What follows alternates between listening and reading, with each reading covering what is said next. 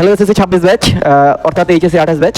তোমাদের আজকে এ to Z মানে কলেজের শুরু থেকে একদম শেষ পর্যন্ত কীভাবে চলবে তুমি পুরো একটা গাইডলাইন দেবো এবং কতটুকু হচ্ছে সময় কোন দিকে ব্যয় করবে এবং সিলেবাস এইগুলো নিয়ে কথাবার্তা বলবো এবং বুক লিস্টটাও দিয়ে দেবো এই একটা ভিডিওতেই। তো তোমরা হচ্ছে পুরো প্যাকেজটা পাবে হচ্ছে এক ভিডিওতে। তো দেখো আমরা শুরু করলাম, তোমরা হচ্ছে এইচএসসি 28 ব্যাচ।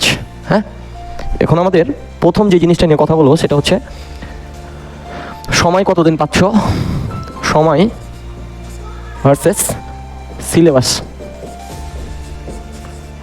আমরা যদি দুইটা পার্টে ভাগ করে নিই এটাকে, যে সময় এবং সিলেবাসের, তো আমরা দেখছি হচ্ছে যে দেখো তোমার হাতে সময় কতদিন আছে আর তোমার সিলেবাসটা কত বড়, তোমার এই ধারণাটা কিন্তু থাকা লাগবে। হ্যাঁ, তোমার কি বললাম, তোমার এই ধারণাটা থাকা লাগবে। দেখো তো তুমি হচ্ছে সময় পাচ্ছ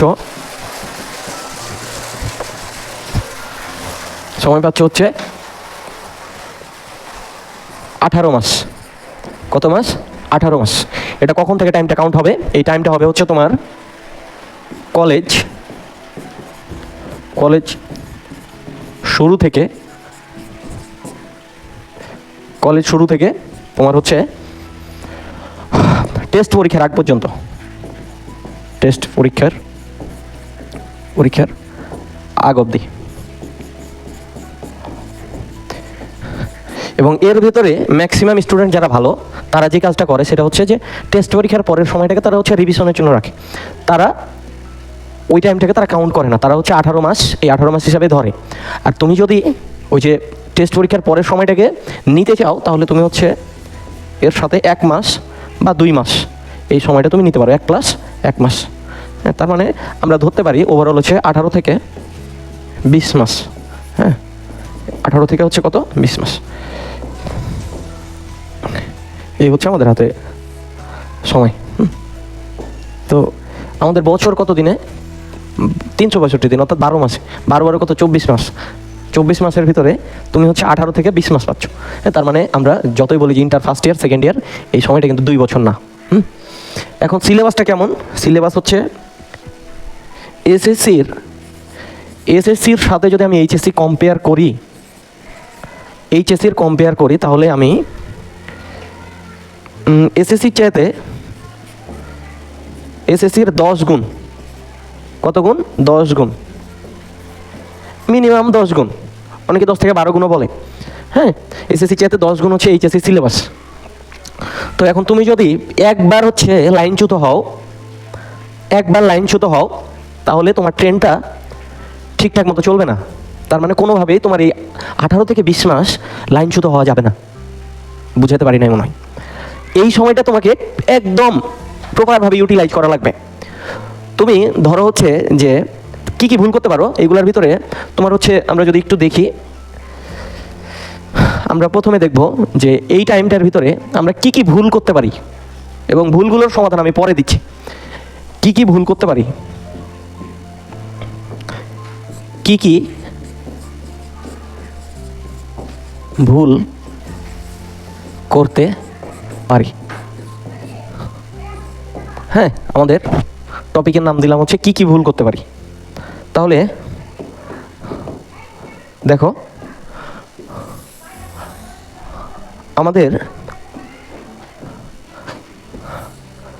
আমরা দেখব হচ্ছে যে ভুলগুলোর ভিতরে কি ভুল হতে পারে। 1 নাম্বার হচ্ছে অতিরিক্ত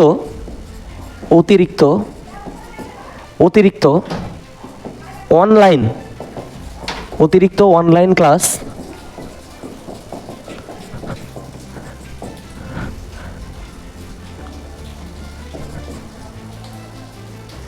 ডিপেন্ডেন্ট হওয়া যাবে না। অর্থাৎ যতটুকু ক্লাসের দরকার ততটুকুই করব। এটার মানে কি আমি তোমাকে বুঝালাম। দেখো তুমি এসএসসির সাথে তুমি কম্পেয়ার করো, মানে তুমি যদি এসএসসির কথাগুলো চিন্তা করো তাহলে কিন্তু উত্তর পেয়ে যাবা। তুমি কি করেছো, তুমি এই ভুলটা কিন্তু এসএসসিতে করে এসছো, আবার তুমি এই ভুল করতে যাচ্ছ। তুমি একটা চ্যাপ্টার কোনো একটা অনলাইনে তুমি সেই চ্যাপ্টারটা পড়েছো, মানে কোনো একটা টিচারের তুমি হচ্ছে অনলাইন ক্লাসটা করেছো। এই ক্লাসটা করার পর তোমার কলেজে ক্লাস টেস্ট পরীক্ষা আসছে, সেই সময় তুমি আবার এই ক্লাসটা করতে যাচ্ছ। আবার তুমি ক্লাসটা করছো, তাহলে তুমি কয়বার ক্লাসটা করলে? 2বার। এরপর আবার কোনো একটা হাফ ইয়ারলি বা ইয়ার চেঞ্জ পরীক্ষা আসলো, তখন তুমি আবার হচ্ছে এই ক্লাসটা আবার করবে। এই কাজটা কিন্তু তুমি 9-এ করে এসছো, 9 থেকে 10-এ ওঠার সময়। তুমি চিন্তা করো, কথা ঠিক? তাহলে এইগুলো করা যাবে না। কি করা লাগবে আমাদের হচ্ছে যেই কাজটা করা লাগবে সেটা হচ্ছে যে অতিরিক্ত অনলাইন ক্লাস করবো না আমরা। প্রথম একটা ক্লাস যদি একবার করি, তো সেটা হচ্ছে আমরা খুব ভালো মতো করবো। হ্যাঁ, সেটা কি খুব ভালো মতো করবো। এবং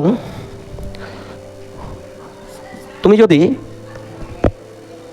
রেকর্ড ক্লাস করো তাহলে আমি যে ভুলটা করেছিলাম আমার সময়, আমরা তো হচ্ছে এইচএসসি 20 ব্যাচ, অর্থাৎ আমাদের ওই সময় কিন্তু অনলাইন প্রথম আসছিল আমাদের ব্যাচ থেকে শুরু। তো রেকর্ড ক্লাস করো, তখন তুমি দেখবে হচ্ছে যে তোমার হাতে অগাধ সময়, তুমি টিচারকে ভিডিওটা পজ করে তারপর হচ্ছে সময় নিতে পারছো। হ্যাঁ, তাহলে তুমি ওই সময় হচ্ছে লাল নীল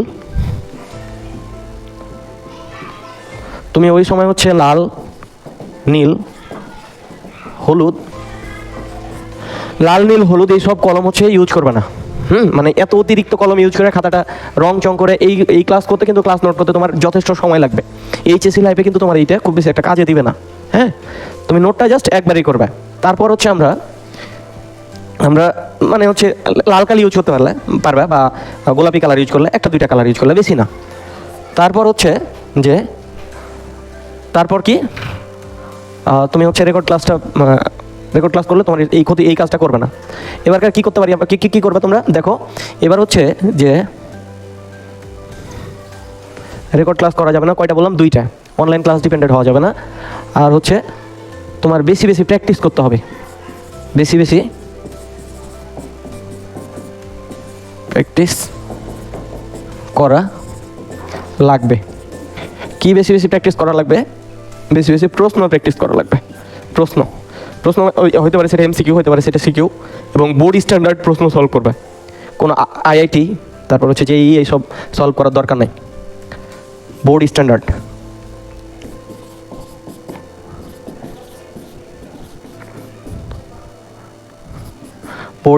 প্রশ্ন। হ্যাঁ, বাইরের কোনো প্রশ্ন সলভ করার দরকার নেই। তারপর তোমার হচ্ছে টিচার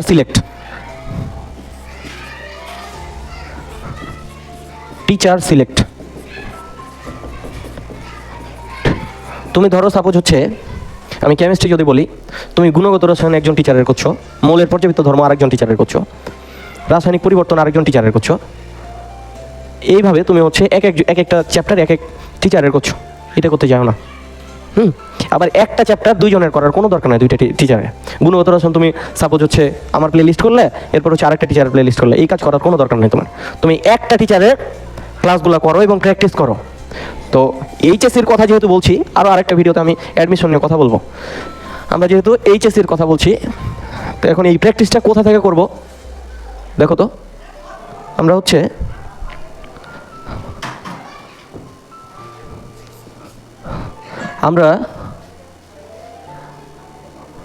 আমরা প্র্যাকটিসটা করব হচ্ছে রয়্যাল গাইড থেকে। রয়্যাল গাইড সেটা হচ্ছে তোমার সায়েন্সের সাবজেক্টগুলোর জন্য আমি এই রয়্যাল গাইডটা প্রেফার করবো। এখান থেকে তুমি রয়্যাল গাইড নেবে। রয়্যাল গাইড থেকে হচ্ছে প্রত্যেকটা সাবজেক্ট ওয়াইজ টপিক পড়বে, দেন ওখানে অনেকগুলো প্রশ্ন থাকবে, সেই প্রশ্নগুলো সলভ করবে। ঠিক আছে? এইগুলো তুমি হচ্ছে যে ভুল করবে, মানে এইগুলো করতে চাইবে না, দেখবে বছর শেষে যা তাও ঘুরে ফিরে এইগুলাই ভুল হবে।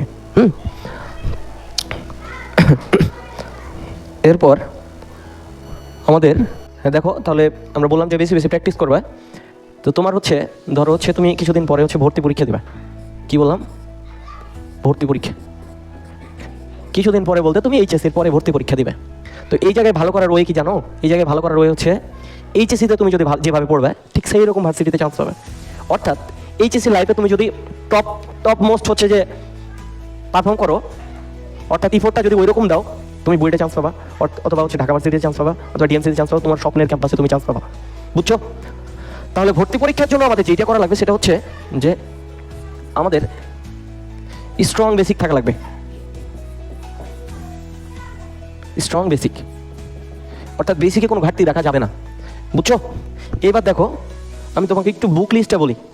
বুক লিস্ট হচ্ছে যে বাংলা প্রথম বিয়ন, আচ্ছা কালিটা আমরা বাংলা প্রথম বিয়ন, বাংলা দ্বিতীয় B2, বাংলা প্রথম হচ্ছে বোর্ড বই, বাংলা দ্বিতীয় হচ্ছে যে ওই তোমাদের কলেজ থেকে যেটা পড়াবে সেটাই কিনিও, আর না হয় হচ্ছে রয়্যাল গাইড, আমি বলবো রয়্যালটা কিনলে ভালো। ইংরেজি প্রথম, ইংরেজি দ্বিতীয়, ইংরেজি প্রথম যে কাজটা করবে সেটা হচ্ছে যে বোর্ড বই এটারও, আর কলেজ থেকে যে বইটা কিনতে বলবে, যে গ্রামারটা কিনতে বলবে সেটা কিনবে, না হয় রয়্যাল গাইড। এই হচ্ছে বাংলা গেল। আর আইসিটি হচ্ছে মাহবুবুর রহমান স্যার। কিছু কিছু ক্ষেত্রে অনেকে আবার মুজিবুর রহমান স্যারের বই পড়ে, মুজিবুর স্যার। তো আমি হচ্ছে মাহবুবুর রহমান স্যারের বইটাই বেশি প্রেফার করব। আইসিটি গেল। এরপর হচ্ছে তোমার ফিজিক্স, পিয়ন। ফিজিক্স হচ্ছে যে কি বই পড়বে, ফিজিক্স হচ্ছে যে ইসাহাক স্যারের বই, ইসাহাক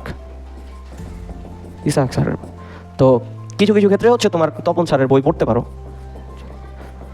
তো আমার মনে হয় যে তোমরা এখন যেহেতু প্রথম, এই বইটা আপাতত পড়ার দরকার নেই, এটা পড়লেই হবে, ইসাহাক স্যারের বই।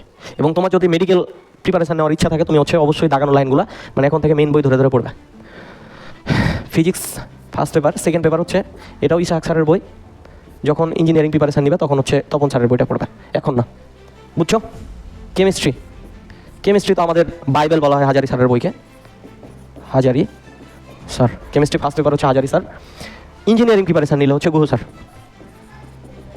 এখন না, আপাতত হচ্ছে হাজারি স্যারের বই। কেমিস্ট্রি সেকেন্ড পেপার হচ্ছে, তো দেখো আমি তোমাদের বুক লিস্ট নিয়ে কথা বলছিলাম। তো তোমরা হচ্ছে HSC 28 ব্যাচ, আমরা বুক লিস্ট নিয়ে কথা বলছিলাম। সায়েন্সে যদি যাই আমরা, তাহলে কেমিস্ট্রির জন্য যদি আমরা একটু দেখি যে কেমিস্ট্রি তোমার হচ্ছে ফার্স্ট পেপার C অন দিলাম। কেমিস্ট্রি ফার্স্ট পেপারের জন্য তুমি যেটা করবে সেটা হচ্ছে যে হাজারি স্যারের বই পড়বে। আর সাথে তুমি যেটা কাজ করতে পারো সেটা হচ্ছে গুহ স্যারের, কেমিস্ট্রি ফার্স্ট পেপার হচ্ছে কবির স্যারের বইটা রাখবে, কবির। তো তোমার হচ্ছে মানে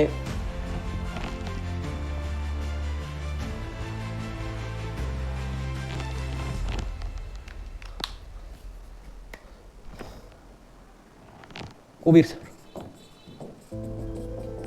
এবং তুমি হচ্ছে কেমিস্ট্রি সেকেন্ড পেপারের জন্য এটাও হাজারি স্যার, অথবা হাজারি স্যারের পাশাপাশি, অথবা না হাজারি স্যারের পাশাপাশি তুমি হচ্ছে মেডিকেলের জন্য অবশ্যই হাজারি স্যারের বই দাগানো লাইন তোমার পড়ানো লাগবে, হ্যাঁ পড়া লাগবে, কবির স্যার। আর তারপর হচ্ছে ফিজিক্সের, বায়োলজির হচ্ছে আমরা যদি বলি, বায়োলজি হচ্ছে B1 মানে বোটানির জন্য তুমি হচ্ছে আবুল হাসান স্যার। তো এর পাশাপাশি তুমি আরেকটা বই রাখতে পারো, সেটা হচ্ছে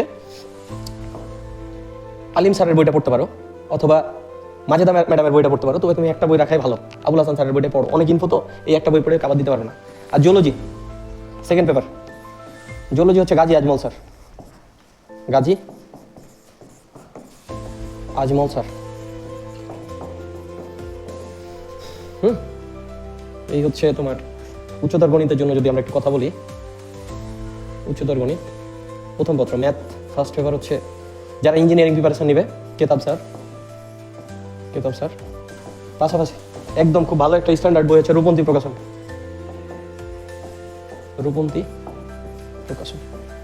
তার সাথে অক্ষরপত্রও পড়ে, তবে আমি বলবো কেতাব স্যারের বইটা পড়াই ভালো।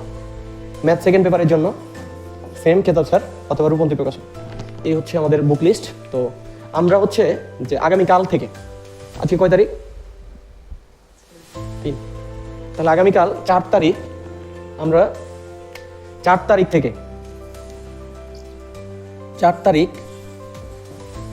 থেকে HSC 28 ব্যাচ অফলাইনে ক্লাস হবে। অফলাইনে হচ্ছে তোমার শনি সোম